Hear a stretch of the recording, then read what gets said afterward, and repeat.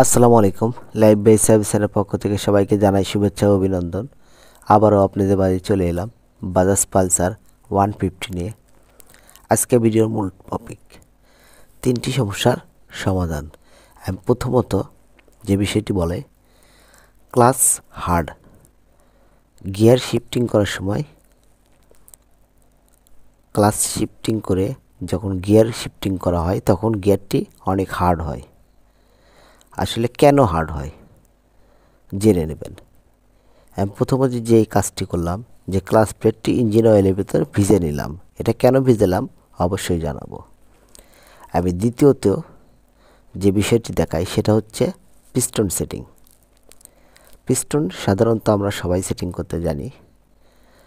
piston সেটিংয়ের যে বিশেষ ভূমিকা কি, পিস্টনের 5টা রিং